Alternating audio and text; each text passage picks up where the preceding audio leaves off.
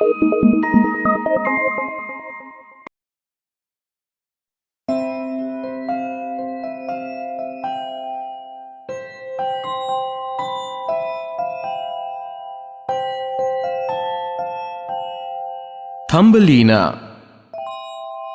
एक औरत थी जो अकेली रहती थी। एक दिन वो अपनी परी दोस्त से मिलने गई।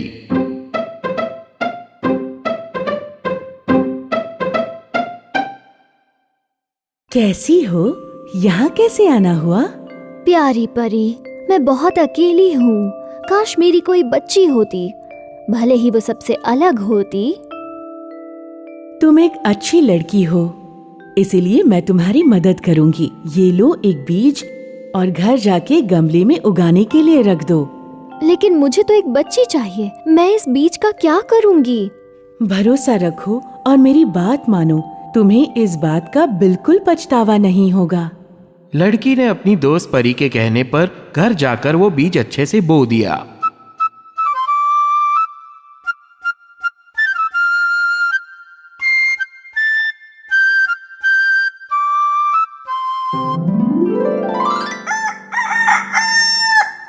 अगले दिन उसने देखा कि बीज अब एक फूल बन चुका था। वो बहुत ही सुंदर फूल था और उसकी पंखुड़ियां एकदम बंद थी। ये कितना सुंदर है, मैंने ऐसा फूल आज तक कभी नहीं देखा। लड़की ने फूल को बड़ी नजाकत से चूमा। अचानक पंखुड़ियां खुली और उसके अंदर बैठी थी एक नन्ही सी लड़की। ओह, क्या बात है, कितनी नाजुक और सुंदर है। मैं इसे थम्बलीना बुलाऊंगी और मुझे अपनी परी दोस्त को इसके लिए शुक्रिया कहना होगा। औरत ने उस छोटी सी लड़की को बड़े प्यार से उठाया।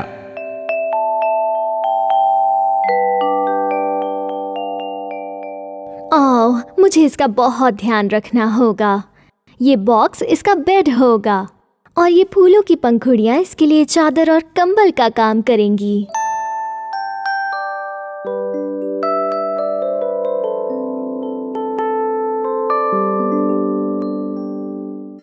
औरत ने थम्बलीना को एक पंखुड़ी प्लेट पर रखकर उस पे बिठा दिया।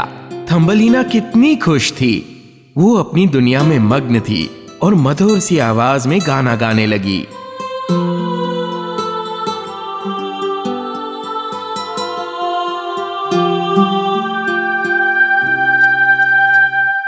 एक रात थम्बलीना अपने अखरोट के शेल में आराम से सो रही थी। तब खिड़की से एक बदमाश मेंढक उसे घूरने लगा। कौन है ये खूबसूरत लड़की? कितनी सुंदर है।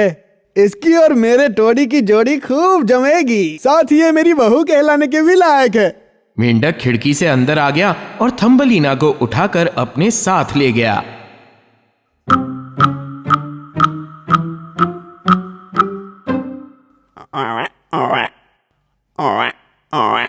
ओ पापा, आप कहाँ थे? मुझे भूख लगी थी। मेंढक की आवाज से थम्बलीना जाग गई। अपने आसपास फ्रॉग और टोड को देखकर वो बहुत डर गई। तुम्हें हर बार भूख कैसे लग जाती है? देखो मैं तुम्हारे लिए क्या लाया हूँ। क्या तुम इस सुंदर लड़की से शादी करोगे? हाँ हाँ, मैं जानता हूँ तुम तैयार हो। अब हमें एक छोटा सा कमरा बनवाना होगा ताकि तुम इससे शादी करने के बाद वहाँ पर इसके साथ रह सको। फ्रॉग ने थम्बलीना को तालाब के बीचों बीच एक पत्ते पर खड़ा कर दिया। थम्बलीना रोने लगी और जोर जोर से चिल्लाने लगी। वो होश में आ गई, वो होश में आ गई। अब मेरी शादी होगी। शादी इतने गंदे फ्रॉग से? नहीं, इसकी आंखें कभी भी बाहर आ सकती हैं। तुम्हारी इतनी हिम्मत! तुम मेरे बेटे से शादी करोगी और एक अच्छी पत्नी बन के दिखाओगी। मैं तुम्हें यहाँ से कहीं नहीं जाने दूंगा, समझ गई? फ्रॉग ने थम्बलीना को तालाब के बीचों बीच एक पत्ते पर खड़ा कर दिया। थम्बलीना रोने लगी और जोर जोर से चिल्लाने लगी।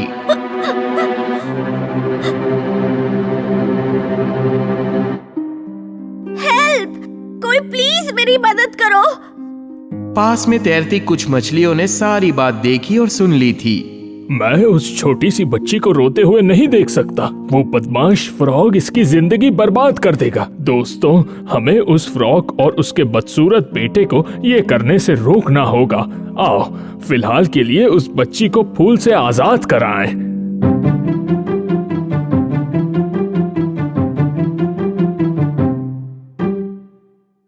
और मछलियां उस फूल की जड़ को जोर जोर से चबाने लगी और पत्ता आजाद हो गया। थम्बलीना पत्ती पर तालाब में बहने लगी और बहुत सारी खूबसूरत जगहों से गुजरी।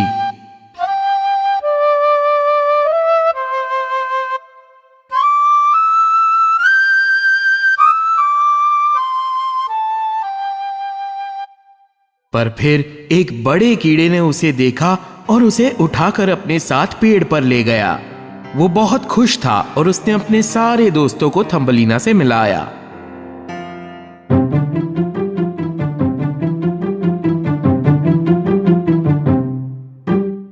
ये कितनी अजीब है और कितनी बदसूरत भी। ये तो हमसे बहुत अलग है। तुम इससे शादी करने की सोच भी कैसे सकते हो? तुम्हारा दिमाग तो ठिकाने पर है ना?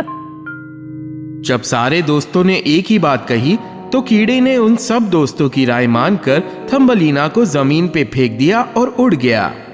बेचारी थम्बलीना जंगल में अकेले अकेले चलती गई। जो भी मिलता वो खाती और फूलों पर जमी ओस को पानी की तरह पीती। गर्मी का मौसम बदलने लगा और जल्द ही सर्दी का मौसम आ गया।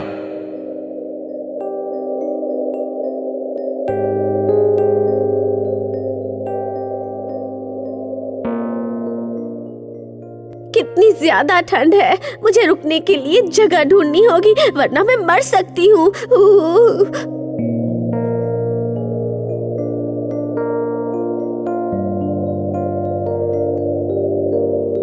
थम्बलीना जंगल से गुजर रही थी और अचानक उसे एक छोटा सा दरवाजा दिखा। ये शायद एक चूहे का घर है। उम्मीद करती हूँ चूहा थोड़ा दयालु हो और मुझे कुछ खाने के लिए दे दे और थोड़ी देर रुकने दे। थम्बलीना ने दरवाजा खटखटाया और अगले ही पल दरवाजा एक चूहे ने खोला। मुझे बहुत भूख लगी है। क्या मुझे कुछ खाने के लिए दे सकते हैं? इतनी ठंड में तुम बाहर क्या कर रही हो? अंदर आओ वरना तुम बीमार पड़ जाओगी। तुम मेरा खाना खा सकती हो। मेरे पास गर्मा गर्म सूप और ब्रेड है। आपका बहुत बहुत शुक्रिया। आप कितने अच्छे हैं। और दयालु चूहे का परोसा खाना खाने के बाद थम्बलीना थक कर चूर हो चुकी थी और आराम करना चाहती थी।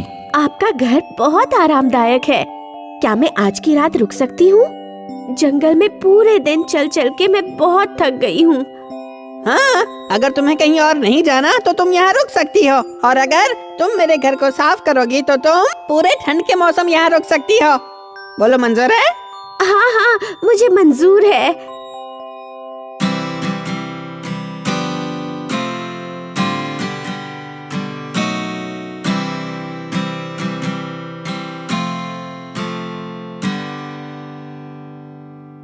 थम्बलीना ने चूहे के घर पे काफी वक्त बिताया और एक दिन चूहे ने उसे कहा, पूरा घर अच्छे से साफ करना। कल यहाँ मेरा एक अजीज दोस्त आने वाला है। एक दोस्त? क्या वो भी चूहा है? नहीं नहीं, मेरा वो दोस्त चूहा नहीं है। वो तो बहुत अमीर है। उसका घर भी काफी बड़ा है। मेरे पास एक बढ़िया आइडिया है। अगर तुम मेरे दोस्त को गाने और कुछ कहानियाँ सुनाओगी तो वो शायद तुमसे शादी कर ले। हालांकि वो अंधा है लेकिन वो तुम्हारा अच्छे से ख्याल रखेगा और तुम खुश रहोगी। जब मोल चूहे के घर आया तो उसे थम्बलीना की आवाज से प्यार हो गया और वो उससे शादी करना चाहता था। आज मैं बहुत खुश हूँ। तुम दोनों साथ में अच्छे लगोगे। चलो गर्मी में शादी रखते हैं और तैयारी शुरू करते हैं। जब मोल चूहे के घर से निकल रहा था तब रास्ते में पड़े एक स्पैरो को उसने लात मारी। उस बेचारे को क्यों मार रहे हो? तुम्हें दिखता नहीं उसे चोट लगी है? इतना गंदा स्पैरो यहाँ कैसे आ गया? ये बस हर जगह गंदगी फैलाते रहते हैं और इनका तो कोई घर भी नहीं होता। इस स्पैरो को मैं नहीं छोड़ूंगा। मोल के ऐसे व्यवहार को देखकर थम्बलीना डर गई। कोई इतना क्रूर कैसे हो सकता है? ओ प्यारी स्पैरो, मैं तुम्हारी देखभाल करूंगी। चूहा काफी गुस्सा हुआ पर थम्बलीना ने स्पैरो का खूब ख्याल रखा और उसे बिल्कुल ठीक कर दिया। जैसे जैसे शादी का दिन नजदीक आता गया, उस मोल से शादी करने से अच्छा मैं मर जाऊंगी। वो बदसूरत और बेवकूफ ही नहीं बल्कि घमंडी भी है और मैं पूरी जिंदगी एक होर में नहीं बिता सकती। मैं खुले में रहना चाहती हूँ जहाँ ठंडी और साफ हवा हो, फूल और पंछियों के बिल्कुल बीच में। मुझे इस जगह से तुरंत निकलना होगा। अचानक थम्बलीना को एक आवाज सुनाई दी। जब उसने ऊपर देखा तो वही स्पैरो था। तुम वाकई एक बहुत प्यारी बच्ची हो और वो मोल तुम्हारे लायक नहीं है। ठंड शुरू होने वाली है और मैं एक गर्म जगह पर जा रही हूँ। क्यों न तुम मेरी पीठ पर बैठ के मेरे साथ चलो, मैं तुम्हें चूहे और मोल से काफी दूर ले जाऊंगी। आपका बहुत बहुत शुक्रिया। मुझे यहाँ से कैसे भी निकलना है। और थम्बलीना स्पैरो की बैक पर बैठ गई और दोनों इतना दूर उड़े कि वो ऐसी जगह पहुँचे जो बहुत खूबसूरत थी। ये कितनी सुंदर जगह है। स्पैरो ने थम्बलीना को एक बड़े से फूल की पंखुड़ी पे लिटा दिया। इतनी दूर सफर करने के बाद थम्बलीना थक गई थी और तुरंत सो गई और स्पैरो थम्बलीना के ऊपर पेड़ पर बैठ गया। थोड़ी देर बाद वो एक मधुर सी आवाज सुनकर जाग गई। इतनी सुंदर लड़की कौन है? मैंने इसे पहले कभी नहीं देखा है। एक अजनबी को देखकर थम्बलीना डर गई। अरे अरे डरो मत, मैं फूलों का राजा हूँ। मैंने तुम्हारी जितनी खूबसूरत लड़की कभी नहीं देखी। क्या तुम मेरी राजकुमारी बनोगी? उसी वक्त थम्बलीना का दोस्त स्पैरो उड़कर नीचे आया। थम्बलीना, थम्बलीना, ये फूलों के राजा हैं। ये बहुत ही दयालु और नेक दिल हैं और सब इनकी बहुत इज्जत करते हैं। तो सुंदर लड़की, तुम्हारा क्या कहना है? क्या तुम मुझसे शादी करोगी? राजा बहुत ही नेक दिल और सुंदर था। थम्बलीना उसे मना नहीं कर पाई और थम्बलीना ने राजा से शादी की और फूलों की रानी बनकर हमेशा खुश रही।